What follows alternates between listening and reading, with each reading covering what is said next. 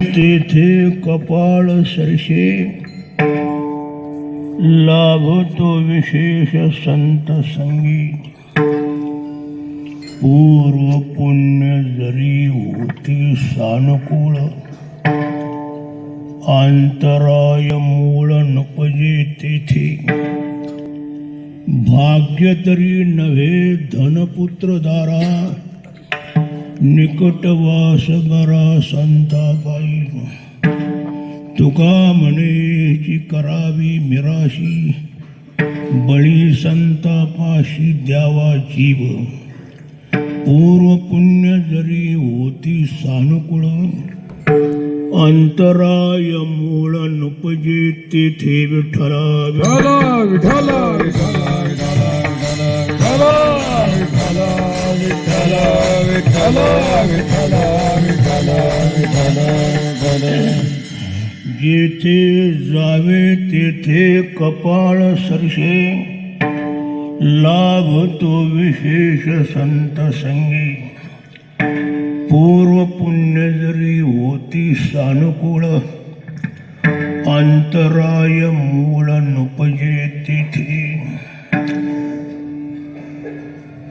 या आळंदी क्षेत्रात वारकरी शिक्षण संस्था यांच्या माध्यमातून वारकरी शिक्षण संस्थेचे माजी अध्यक्ष वैकुंठवासी हरिभक्तीपरायण मोठे बुवा म्हणजे विठ्ठलबुवा चौधरी यांच्या 13व्या पुण्यस्मरणानिमित्त हा कार्यक्रम या ठिकाणी आहे. विठ्ठला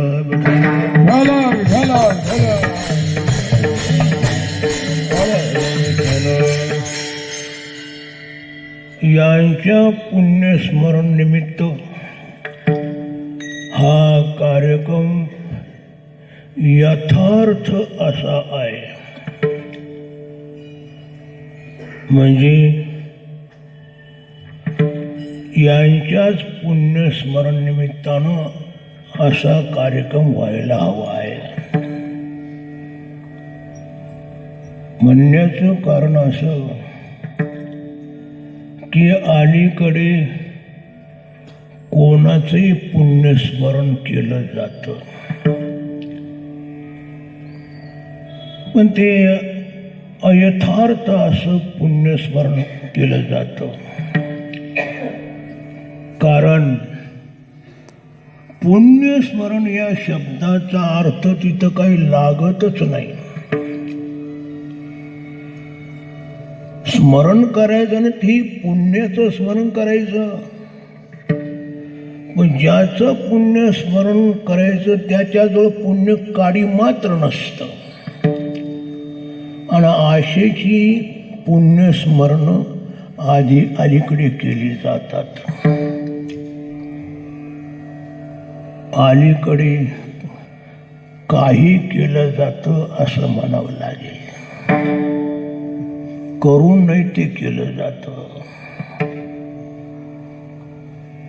खंत आहे की अशा तऱ्हेची विपरीत स्थिती आज निर्मात होत चाललेली आहे.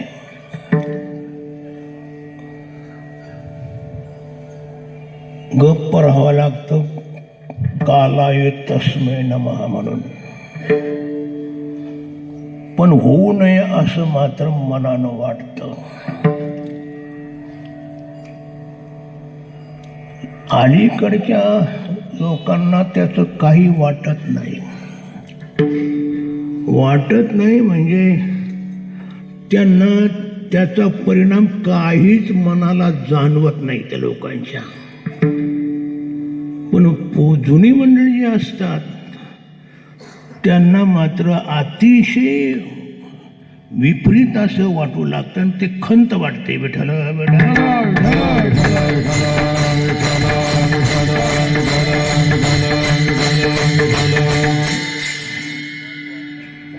समाज राजागिराची सुद्धा पुण्यतिथी साजरी केली जाते. ज्यानं आयुष्यावर पाप केलेले असतात, पुण्याचा लेश ज्याच्या जीवनात नसतो आणि त्याची पुण्यतिथी बरोबर नाही. या ठिकाणी वारकरी शिक्षण संस्थेमध्ये जे पुण्यस्मरण होत आहे ते खऱ्या पुण्यवानाचं स्मरण होत आहे. विठ्ठल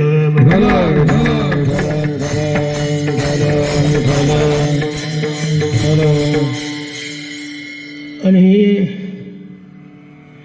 कोणीतरी सांगते असं नाही. त्यांच्या सानिध्यात काही काल आम्ही काढलेली मंडळी आहोत. त्यांचे विद्यार्थी अशा प्रकारचे पुरेपूर त्यांचं जीवन आमच्या सामने होतं. आम्ही त्यांचं जीवन सर्व प्रकारे पाहिलेलं आहे. असं पाहिलं की थोडा सुद्धा त्यांच्यामध्ये लेश मात्र सुद्धा दोष दिसत नव्हता. विठ्ठल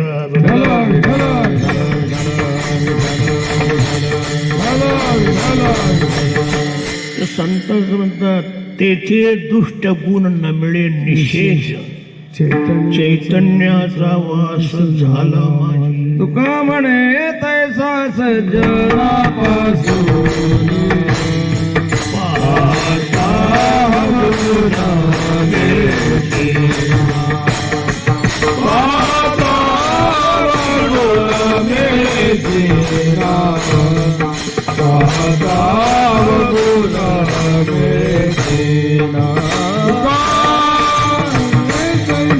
सज्जनापासून पाहता गुण मिळेचे, पाहता गुण मिळेचे ना, पाहता गुण मिळेचे ना.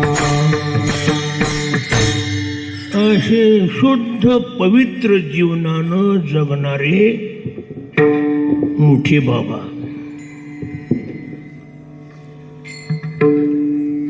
कारण आम्ही कोणाचं तरी ऐकून सांगतो असं नाही. बरेच दिवस त्यांच्या सानिध्यात घालवली मंडळी आम्ही आहोत. पवित्र जीवनानं जगणारी अशी मंडळी.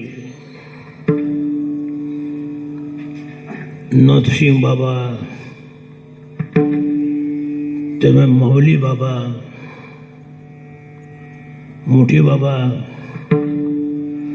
आपल्या जवळ असणारे मारुतीबाबा कुरेकर, आधी मंडळी जी त्यावेळेला होती ती पवित्र धुतल्या तांदळासारखी स्वच्छ होती. विठ्ठल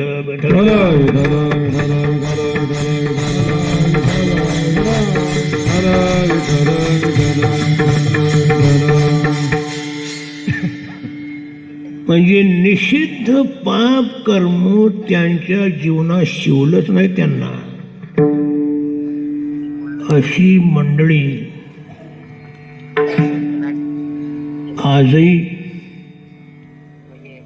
आमच्या अंतःकरणामध्ये घर करून बसलेले आहेत. आम्ही किती दूर अंतरावर जरी राहत असलो तरी पण आमचा जो परमार्थ आम्ही करतो या मंडळीकडे पाहूनच करत असतो. विठ्ठल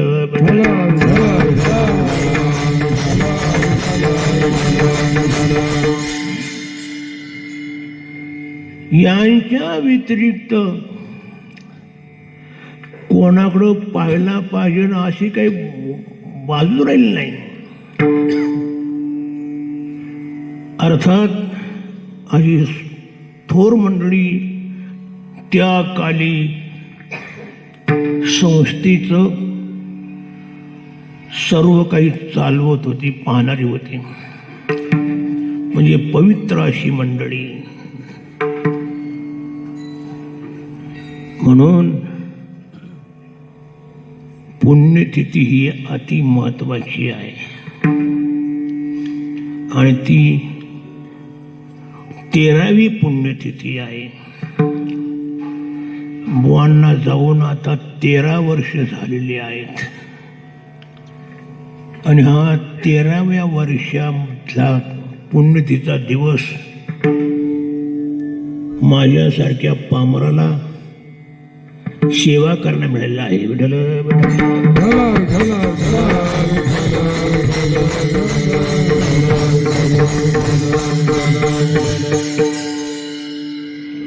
हे सुद्धा माझं मी परम भाग्य समजतो की 13व्या पुण्यस्मरणामध्ये माझा नंबर लागला.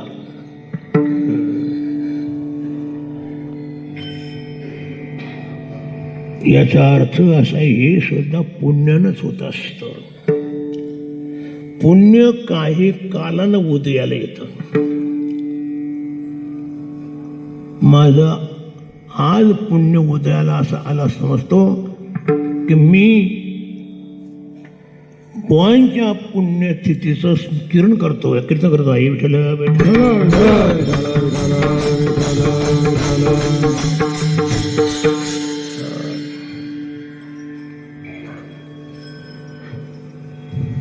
आजच्या ह्या पुण्यस्मरणाकरता मी जो सेवेला अभंग निवडलेला आहे तो जगद्गुरु तुकोबाराय यांचा आहे. या अभंगात तुकोबाराय संतांचं वैशिष्ट्य वर्णन करतात.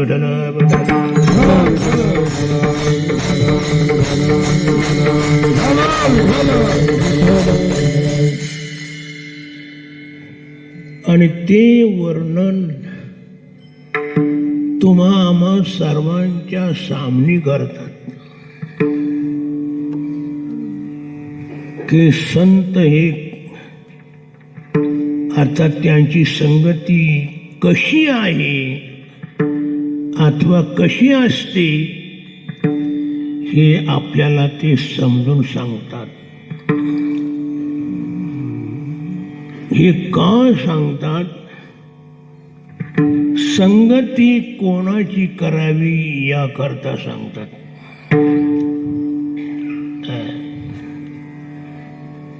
माणसं कोणाची संगती करतात आणि त्यांचं जीवन कुठंतरी जातं कसे तरी वाहवलं जातात ते.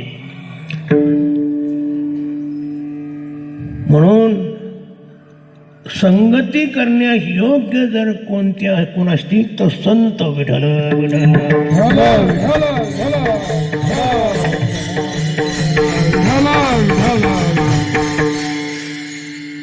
संगत संगत संतन की करले, संगत संतन की करले, संतन की करले, संगत संतन की करले,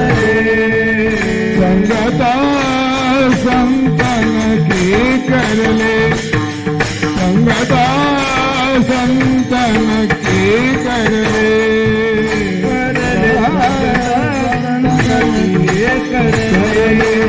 संगता संतन की करले, जन्म का सार्थक कछु करले, जन्म का सार्थक कछु करले, संगता संतन की करले, संगता संतन की करले, जन्म का कछु करले, जन्म का कछु करले, संगता संतन की करले, संगता संतन की करले.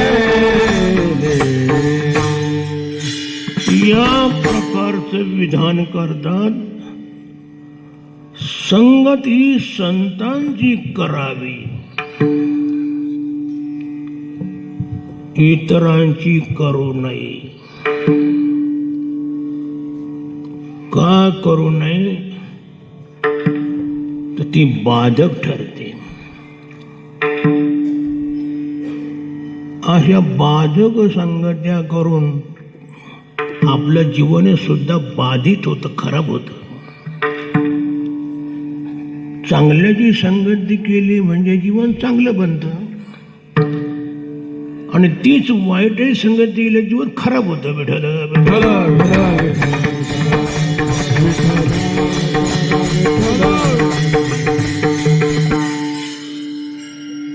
याकरता प्रथमतम सांगतात की असं असल्यामुळं कोणाची संगती करू नये. संपलं.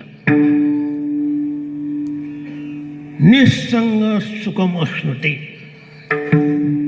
जो संगतीनं विरहित राहतो तोच खऱ्या अर्थात सुख मिळवितो. म्हणून कोणाची संगती करू नये असा महत्वाचा भाग आहे. दररोज आता संग तवतो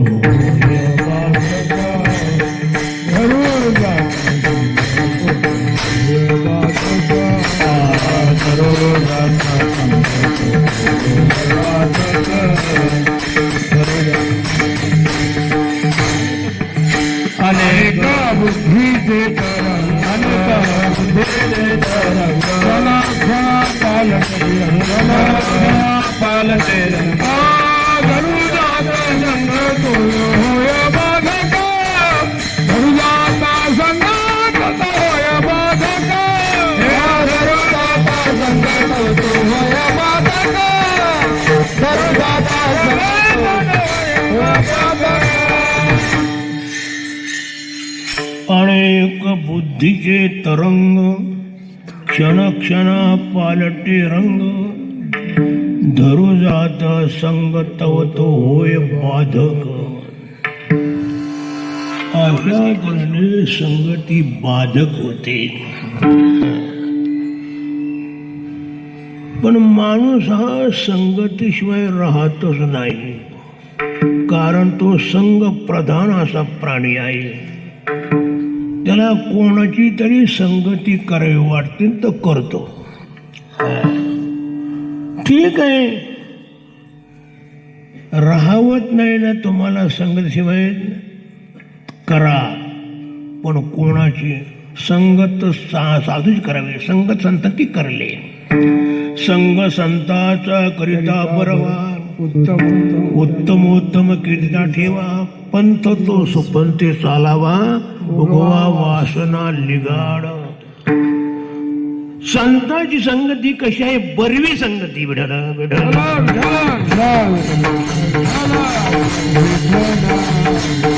भगवा वैष्णवांचा संग, भगवा वैष्णवांचा संग, वैष्णवांचा संग, भगवा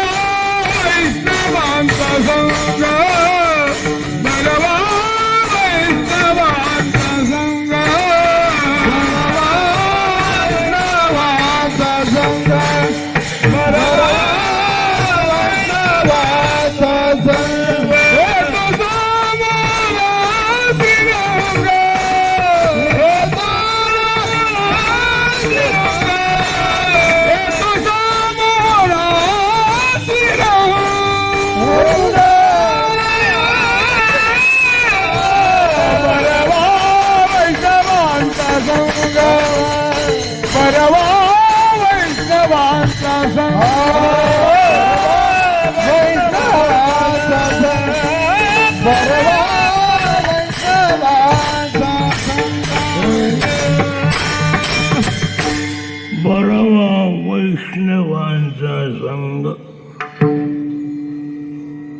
ही बरवी संगती आहे, चांगली संगती आहे. आपल्याला कृतार्थ करणारी अशी संगती आहे संतांची. कारण ही वायाला जात नाही, आपल्याला वायाला घालिते नाही. त्यांच्या संगतीत सर्व काही सर्व प्रकारे चांगलंच होतं. विठ्ठल विठ्ठल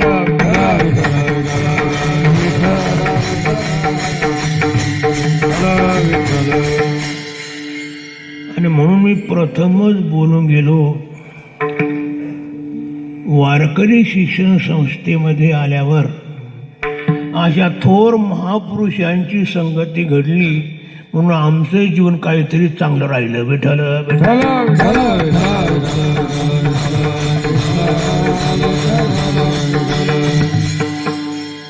संगती चांगली असायला हवी आहे. ठीक आहे, संगती चांगली असायला हवी, परंतु संगती करत असताना जो संगती करत असतो तो काहीतरी प्राप्त होण्याकरता संगती करतो. कारण प्रयोजनमनुद्दिश्य नामदोपि प्रवर्तते. कोणत्याही कर्मामध्ये कोणताही पुरुष तेव्हाच प्रवृत्त होतो काही त्याच्यापासून फल असेल तर. संगतीत सुद्धा तो हीच अपेक्षा करत असतो की आपलं काहीतरी चांगलं मिळावं. विठ्ठल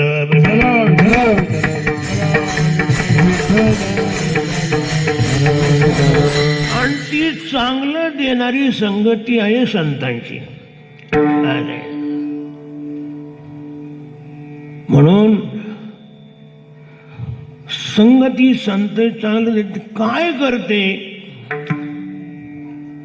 इतर संगत्यात माणसं व्यावहारिक काहीतरी मिळवतात, अज्ञानानं, आणि त्याला म्हणतात फळ मिळालं.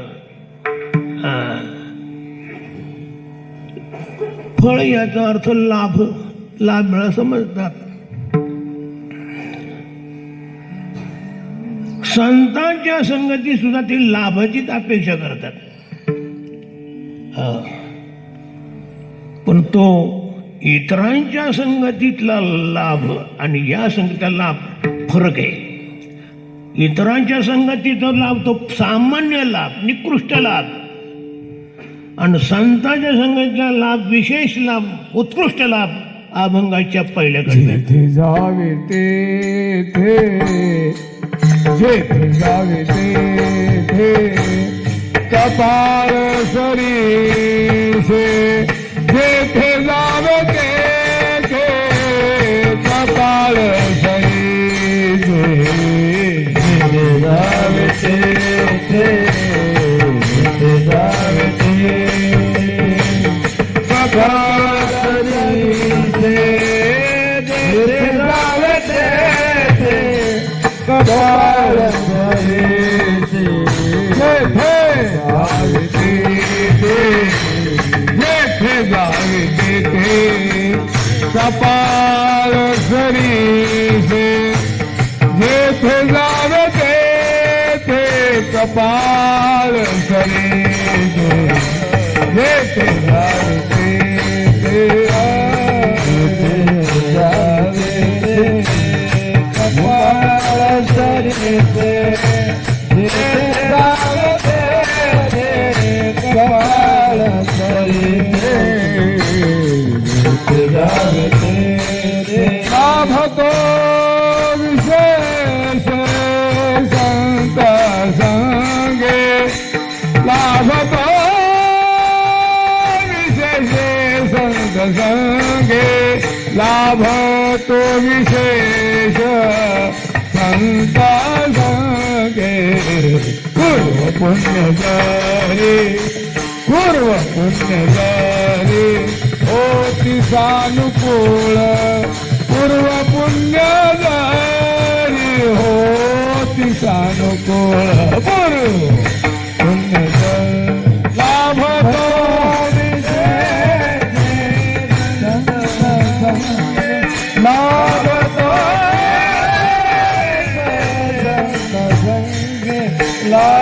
तो विशेष पूर्व पुण्य धरे हो राम कोळा पूर्व पुण्य दान पूर्ण पूर्व पुण्य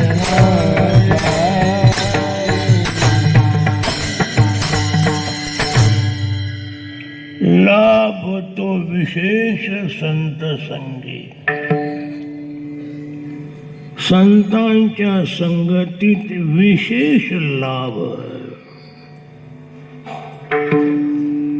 विशेष कसा लाभ? त्याच्यापेक्षा दुसरा विशेष लाभ नाही असा लाभ. हा शेवटला लाभ त्याचे मिळतो. तुका म्हणे आता लाभ नाही या करता लाभ नाही या तुका म्हणे आता लाभ नाही या करता लाभ नाही या करता लाभ नाही या करता या परता लाभ नाही. या लाभात ना परम लाभम. याच्यापेक्षा लाभ लाभ या शब्दानं दुसरं कोणतंच नाही. बाकी जे असतं ना ते लाभ नसतात. ती वस्तुता असतात भोग. आणि हा आहे खरा लाभ. व्यावहारिक माणसं व्यवहार करतात आणि त्या व्यवहारातून होतं काय? सकाम कर्म केल्यामुळं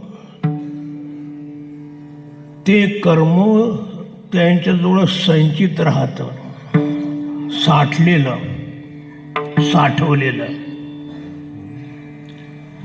कारण साठवलेलं असतं किंवा संचित असतं त्या म्हणतात संचिनोती. ते संचित गोळा करून ठेवलं असतं ते संचित.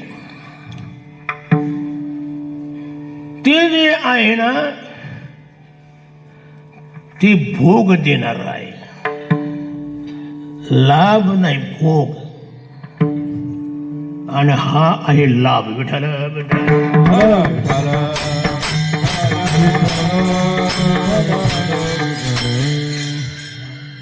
संत हे भोग देत नाही, संत हे लाभ देतात. आणि आपलं कर्म आपलं काय भोग देतं, लाभ देत नाही. लाभ पाहिजे असं संतकडे जावं लागेल आणि भोग पाहिजे तुमच्या कर्माकडे जावं लागेल. बेटा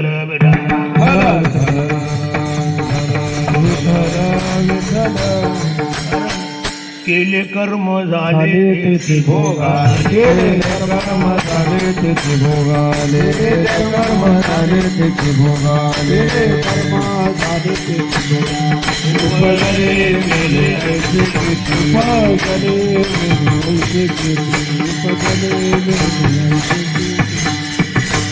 केले कर्म झाले तेची भोगाले.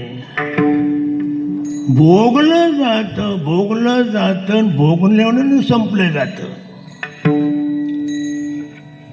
म्हणजे त्याच्या पाठीमागं विनाश आहे.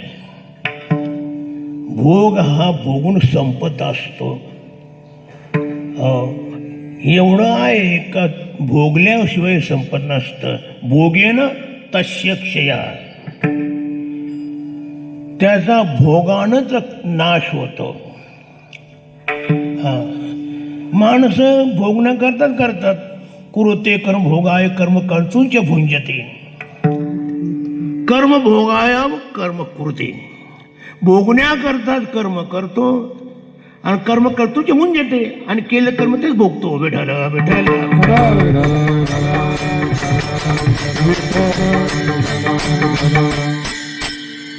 म्हणजे याचा अर्थ कोणाचं कोणाकडे जात नाही. आणि कोणाचं कोणाला भोगावं लागत नाही, ज्याचं त्यालाच भोगावं लागतं. कारण त्यानं आपल्या स्वतःलाच भोगण्याकरता ते केलेलं असतं, भोगता म्हणून. कर्म करत असतानाच कर्माच्या बुडाशी त्यांच्या अपेक्षा असतात, म्हणजे काम्य कर्म असतं. विठाला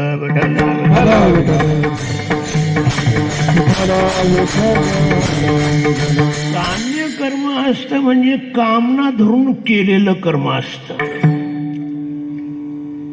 त्या कामनेची पूर्तता त्यांच्या भोगाशिवाय होत नाही.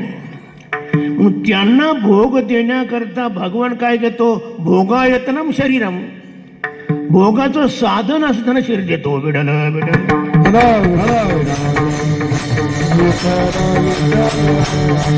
जसा भोग असेल तसं शरीर.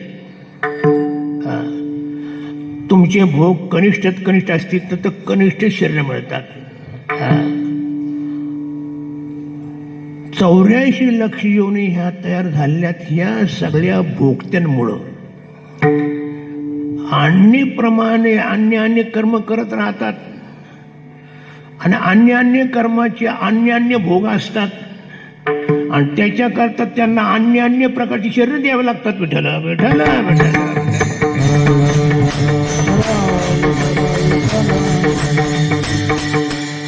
आणि या प्रकारे तो भोगाचं जे साधन असणार भोग्य शरीर ते धारण करतो आणि त्या शरीराच्या द्वारे आपला जो भोग असेल तो भोगतो आणि भोगून तो संपवतो.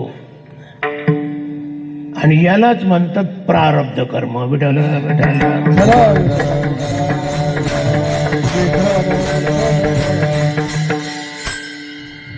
संचितातून काढलेलं भोगण्याकरता जे असतं ते प्रारब्ध कर्म. आणि प्रारब्ध असं आहे ते भोगल्याशिवाय कधी संपत नाही. भोगावंच लागतं.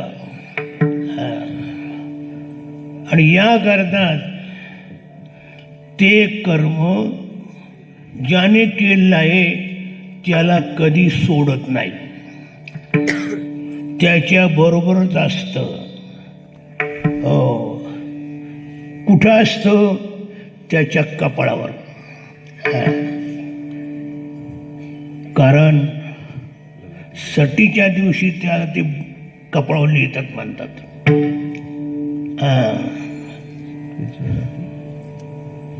म्हणून काही बाया काय करतात, त्या दिवशी दिवे लावून ठेवतात.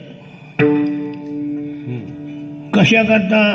रात्रीच्या वेळेला जर ती सटी आली आणि तो अंधारा असल्यानंतर ती काहीतरी लिहून जाईल, तिनं काहीतरी लिहू नये याच्याकरता दिवा. विठाला विठाला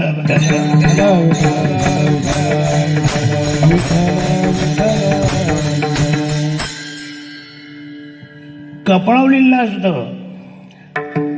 आणि आपला तेच आपल्या कर्माचं भोग आपलं भोगावं लागतात. याच्यापेक्षा संतांच्या संगतीमध्ये जो लाभ असतो तो मात्र या जीवांना मिळत नाही. का मिळत नाही? तर हे सगळे भोगी लोक, विषयासक्त लोक, कामासक्त लोक, आणि म्हणून त्यांच्या इच्छेप्रमाणे त्यांना भोग देण्याकरता कर्म असतात. ते संचित त्यांना भोगाला, म्हणून तर संचित जाणून शुद्ध करा. माणसानं करताना चांगलं करावं म्हणजे भोगाला चांगलं येईल. विठाला विठाला विठाला विठाला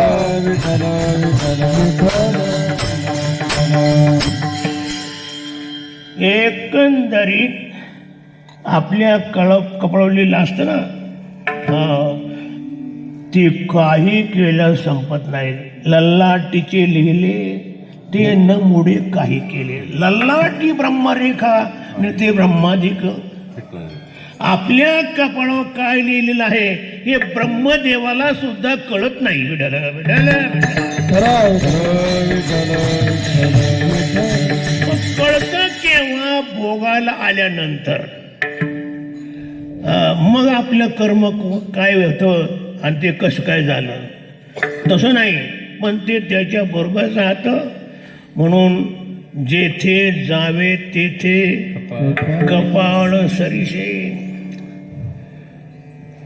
ज्या ठिकाणी तुम्ही जाल त्या ठिकाणी तुमचे भोग तुमच्या बरोबरच राहतात.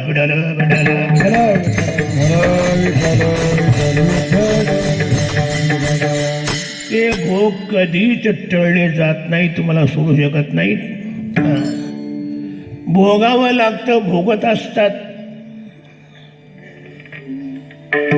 परंतु संतांकडे जो लाभ मिळतो तो मात्र पुण्यानं प्राप्त करावा लागतो, अथवा काही पाठीमागचं पुण्य चांगलं असावं लागतं तर ते शक्य होतं. लाभ होतो विशेष संत संगी.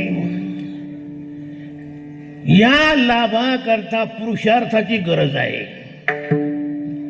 माणसानं पुरुषार्थ करायला लागतो, चांगलं कर्म करायला लागतं, चांगला पुरुषाचे ज्ञान मिळवावं लागतं वगैरे वगैरे. केवढं कुठं चांगलं असेल केलं असतं तेव्हा केव्हा तरी हा लाभ प्राप्त होतो, आणि तो केवळ संतांच्या मुळेच मारतो. चला विठ्ठला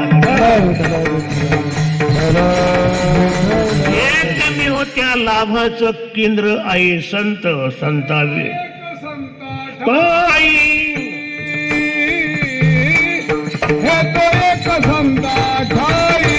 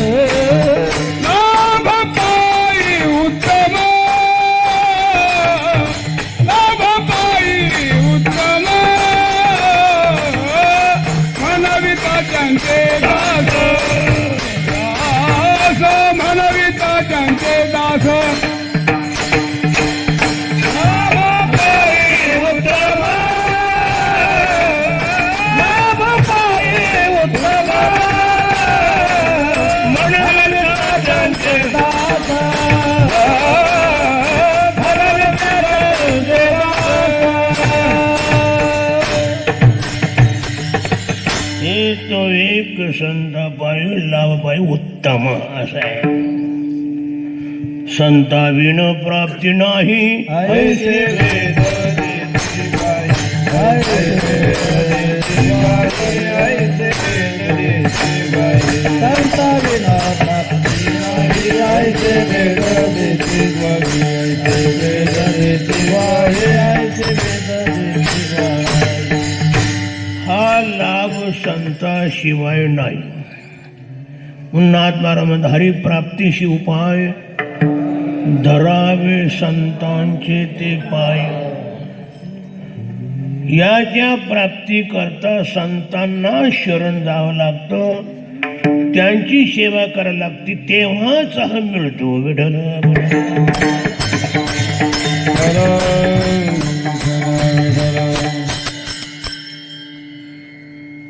संत हे या लाभाचे प्रमुख असं आहे, मुख्य. ते मिळत नाही. बाकीच्यांनी भोग मिळतात कारण त्यांनी केलं असतं ना काहीतरी, मग केलं असं त्याचं काय त्यांना मिळायला पाहिजे म्हणे भोग. कारण भोगण्याकरता त्यांनी ते केलेलं असतं.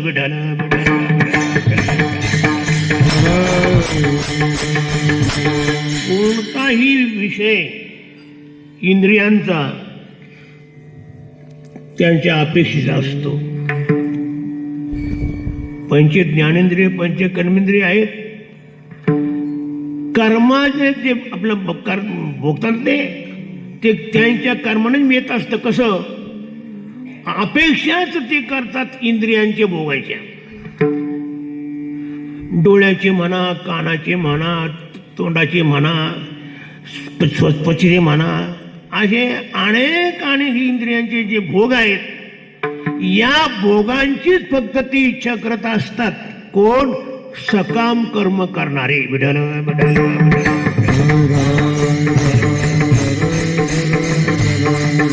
आणि म्हणून त्यांना भोग प्राप्त होत असतात. भगवान तरी कसा विपरीत त्यांना फळ दिलो, त्यांच्या इच्छेप्रमाणे त्यांना देतो. विठ्ठल विठ्ठल.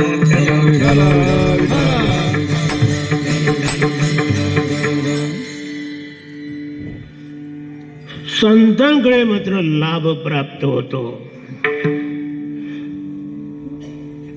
कोणता लाभ? परमात्मा हा लाभ. संत दर्शनी हा लाभ. संत दर्शनी हा लाभ. संत दर्शनी हा लाभ. संत दर्शनी हा लाभ. पद्मनाभ जोडला. पद्मनाभ जोडला. संत दर्शनी हा लाभ.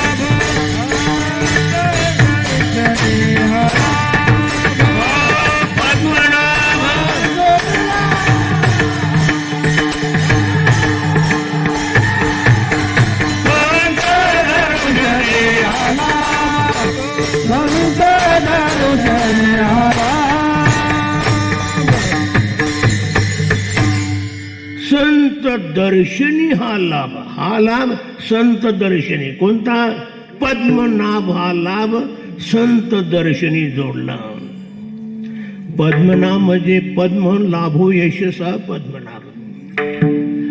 पद्म आहे नाभी ज्याच्या, असा जो भगवान विष्णू, त्या भगवान विष्णूची प्राप्ती होते कोणाकडून? संतांच्या द्वारे.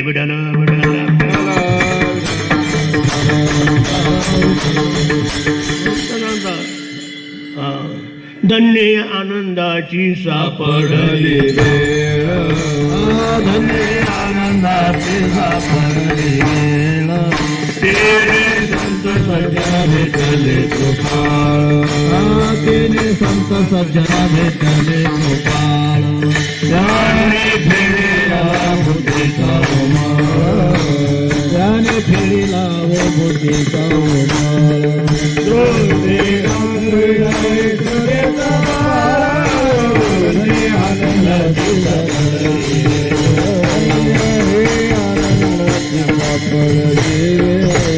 दृष्टी दाखविला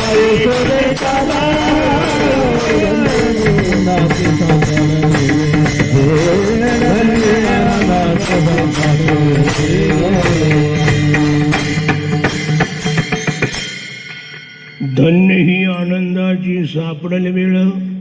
तेने संत सज्जन भेटले कृपाळ. त्यांनी भिडेला बुद्धीचा उमळ. दृष्टी दाखविला यशोदेचा बाळ. हो म्हणजे भगवान श्रीकृष्ण. विठ्ठल विठ्ठल.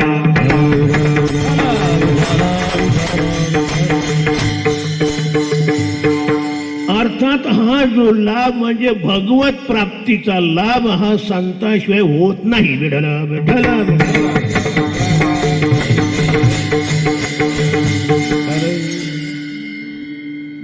म्हणून विशेष हा लाभ संत संगी. संतांच्या संगतीमध्ये हा विशेष लाभ प्राप्त होतो. याकरता संतांची संगती करायला हवी आणि कायम त्या संगतीतच राहायला हवं. कायम राहिल्यानंतर होत सत्संग हा सतला देणारा आहे. त्यांच्या संगतीमध्ये सगळं सत मिळतं, म्हणजे चांगलं मिळतं, टिकाव मिळतं. परमात्माचा सत आहे, तसे त्याच्या ठिकाणी गुणही सत्य असतात. गुण लावण्याची खणी भगवान म्हणतात. अनेक चांगले चांगले गुण ते आपल्याला प्राप्त करण्याकरता त्या संतांची संगती करायला हवी. विठ्ठल विठ्ठल विठ्ठल.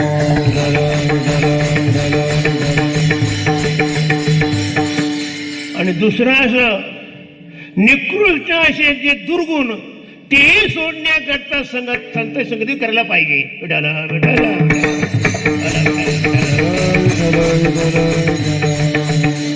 म्हणजे हे वाईट घालवण्याकरता संत संगती पाहिजे आणि चांगलं मिळवण्याकरता संत संगत पाहिजे. जेवढं जेवढं आपल्या कल्याणाला कारण असतं, परमहिताला कारण असतं, ते सर्व काही असे संतांच्या संगतीचं मिळतं. बिडलं बिडलं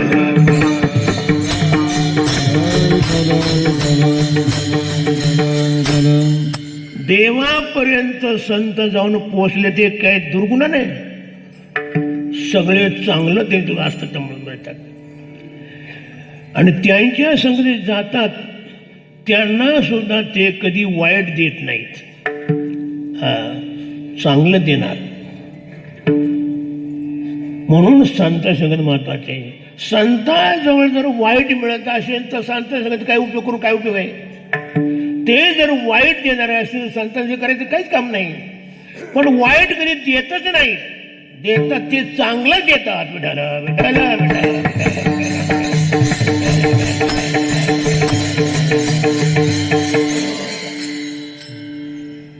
म्हणून संतांची संगती महत्वाची आहे. आमची ही सगळी संत मंडळी थोड्या दिवस आम्हाला लाभली, काहीतरी आमचं पुण्य कमी म्हणून आम्ही त्यांच्यापासून दूर झालो असं आहे. दूर झालो म्हणजे त्यांच्याच परवानगीनं त्यांनीच मला दूर केलं.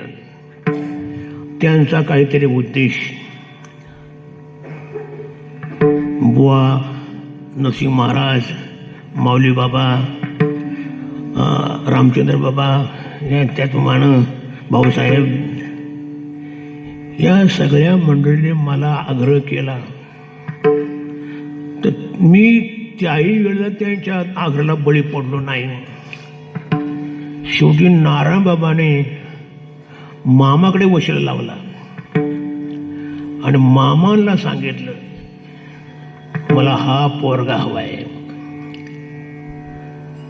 आणि मग मामासाहेब इगतपुरीला सप्ताहाला आले असता मला बोलून घेतलं आणि सांगितलं माधव तू या ठिकाणी राहायला हवाय, मी तुला सांगतो राहा.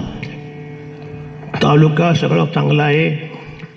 आपला हा जोग महाराजांनी सुरू केलेला माघ शुद्ध दशमी सप्ताह तो आपल्याला चालवायचा, टिकवायचा आहे. आणि याच्याकरता आपलं कोणीतरी पाहिजे. तू या ठिकाणी ह्या भागामध्ये फिरतोस, लोक तुझा परिचय चांगला आहे म्हणजे तूच राहा. मामाने शब्द टाकल्यानंतर मग मला मात्र काही सुद्धा बोलता आलं नाही. मी त्याच वेळेला ते स्वीकार केला आणि तेव्हापासून तिथे गेलो. आई सुद्धा संतांची कृपाच म्हणावं लागेल. भेटायला भेटायला भेटायला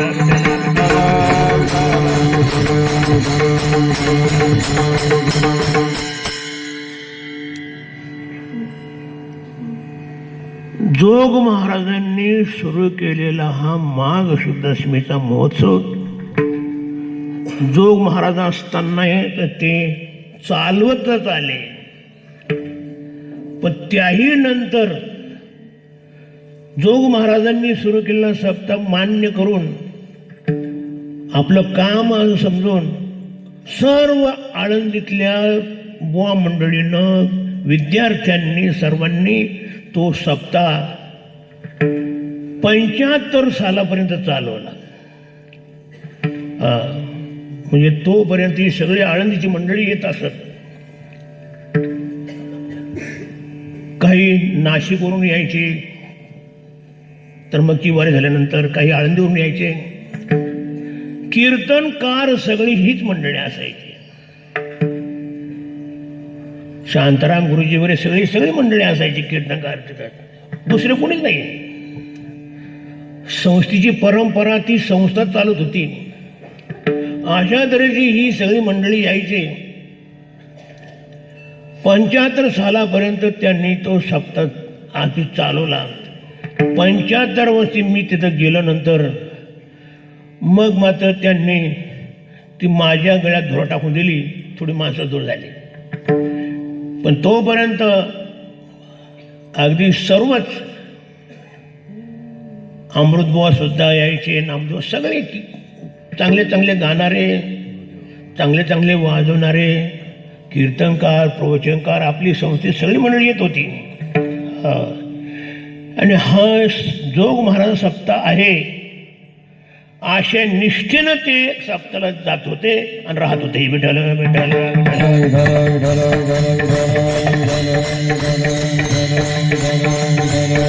मामा साहेब सुद्धा शेवटपर्यंत यायचे. आल्यानंतर कार्यक्रम करायचे, जाताना पावती सुद्धा फाडून जायचे. मामाचं काय तो नियम असायचा. दुंडा महाराज सगळी मंडळी येत होती.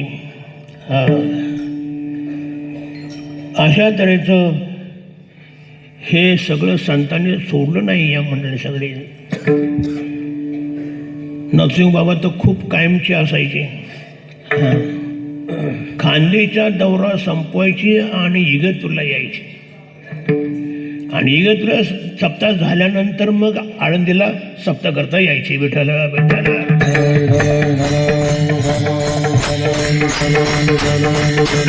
अशी ही परंपरा आहे. आणि ही परंपरा धारण करून ठेवली, या परंपरा वागल्याचं कारण असं महत्वाचं आहे.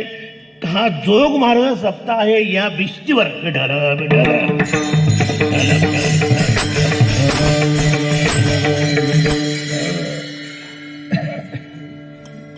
आता या सप्ताहाला होतात 100 वर्ष पुढच्या वर्षी.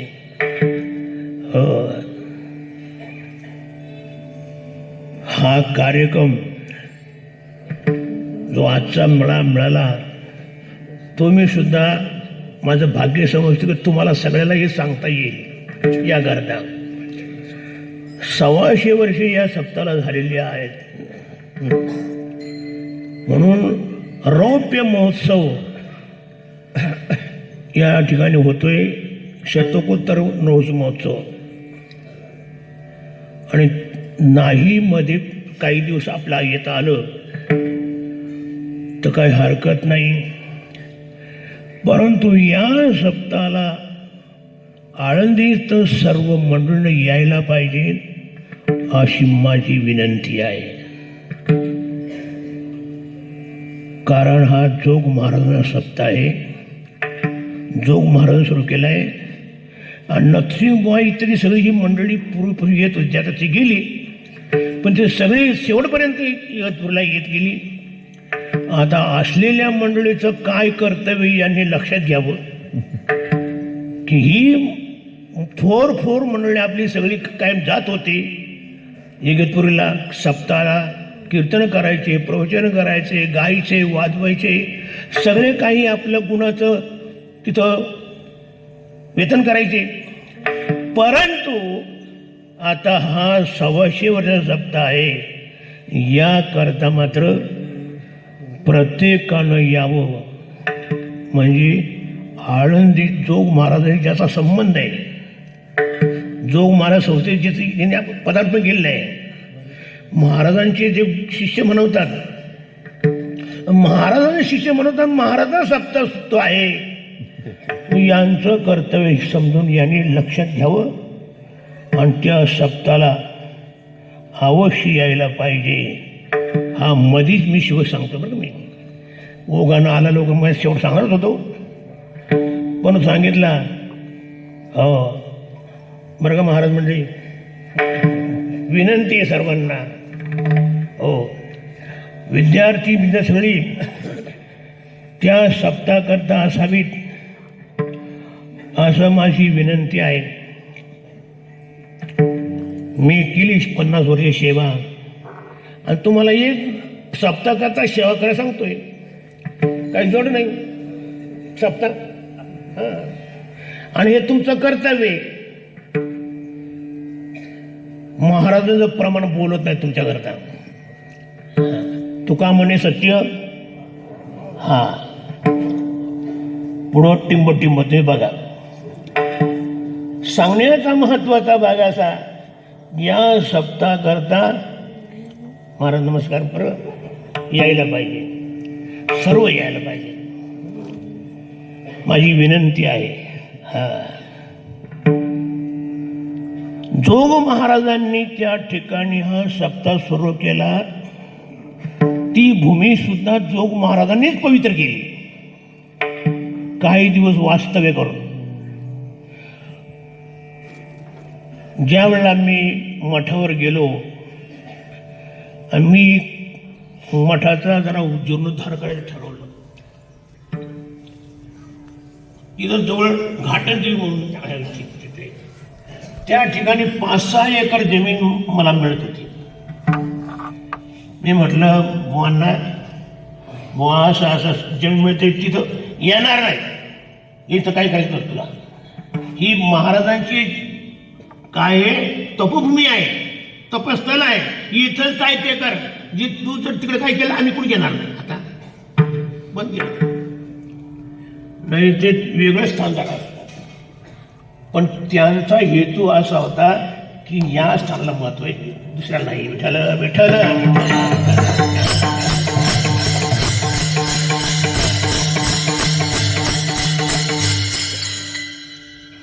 संतांची संगती ही कायम करावी, कायम करण्यायोग्य अशी संतांची संगती आहे. जन्म जन्मांतरी करावी. विठ्ठल विठ्ठल.